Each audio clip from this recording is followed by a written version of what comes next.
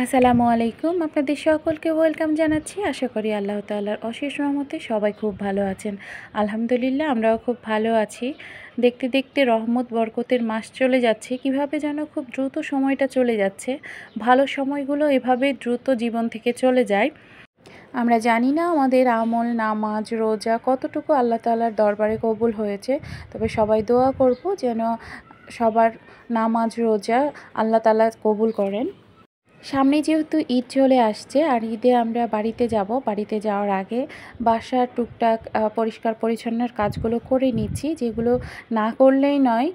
তো প্রথমে আমি ফ্রিজটা ক্লিন করে নিচ্ছি। ফ্রিজে সব জিনিসপত্র বের করে নিয়েছি। এরপরে আমি ফ্রিজটা ভিম লিকুইড দিয়ে ক্লিন করে নিয়েছি। তো ক্লিন করা হয়ে গেছে, শুকনা ন্যাকড়া দিয়ে মুছে নিয়েছি। এরপরে আমি টিস্যু দিয়ে মুছে নিলাম।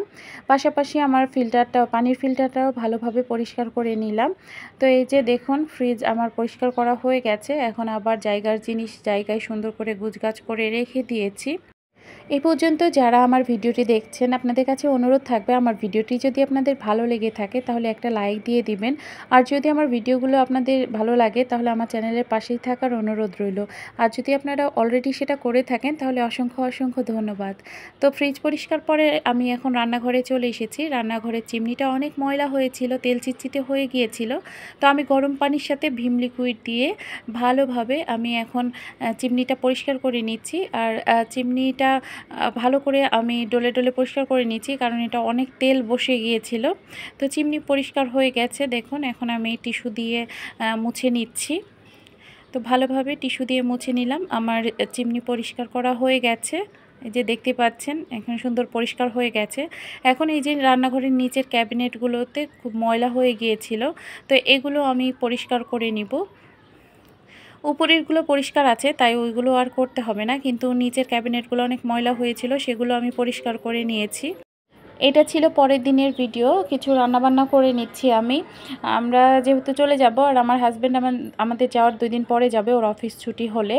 তো সেজন্য আমি ওর জন্য কিছু হালকা পাতলা রান্না করে রেখে যাব, কারণ রোজার দিন খাবার দাবার সমস্যা হয়। তো আমি এখানে বাঁধাকপি ভাজি করে নিচ্ছি।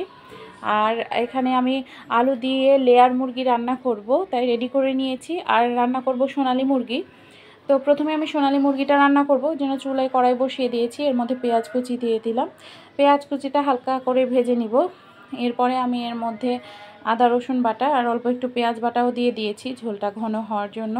এরপরে স্বাদ মতো লবণ দিয়ে দিচ্ছি। তারপরে দিয়ে দিব এলাচ, দারুচিনি, তেজপাতা। আর দিয়ে দিচ্ছি হলুদ গুঁড়া, মরিচের গুঁড়া, জিরা গুঁড়া, ধনিয়া গুঁড়া। তো সব মশলা দিয়ে আমি ভালোভাবে কষিয়ে নিব। মশলা ভালোভাবে কষানো হয়ে গেছে। এখন আমি সোনালী মুরগিটা দিয়ে দিচ্ছি। মাংসগুলো দিয়ে আমি ভালোভাবে একটুখানি নাড়াচাড়া করে নিব।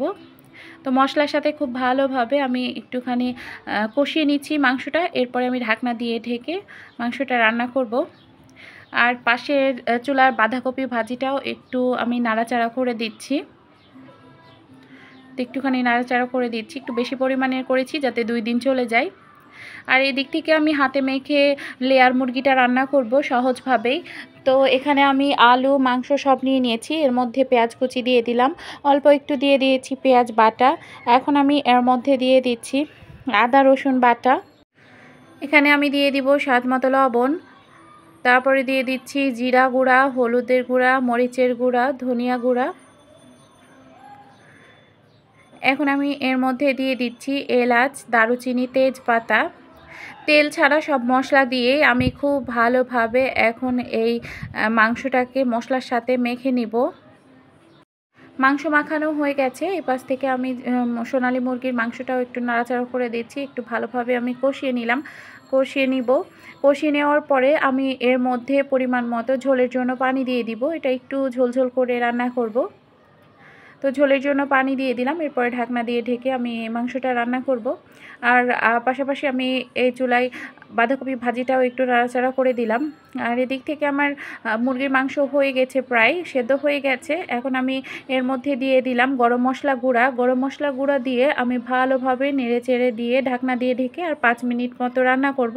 এরপরে আমি চুলা থেকে নামিয়ে নিব। তো আমার রান্নাটা হয়ে গেছে। তো আমি এখন এই মাংসটা রান্না হয়ে গেছে তাই নামিয়ে রেখে দিলাম। এবার আমি লেয়ার মুরগিটা রান্না করব, এই জন্য প্যান বসিয়ে দিয়েছি। প্যানের মধ্যে তেল দিয়ে দিলাম, সয়াবিন তেল পরিমাণ মতো। এরপরে আমি মেখে রাখা মুরগির মাংসটা দিয়ে দিয়েছি। মাংসগুলো দিয়ে তেলের সাথে একটুখানি নাড়াচাড়া করে নিলাম। এরপরে আমি এর মধ্যে একটু পানি দিয়ে দিব। যে বাটিটাতে আমি মাংস মেখেছিলাম সেই বাটিটা ধুয়ে একটু পানি দিয়ে দিলাম। বা ঢাকনা দিয়ে ঢেকে মাংসটা রান্না হতে থাক।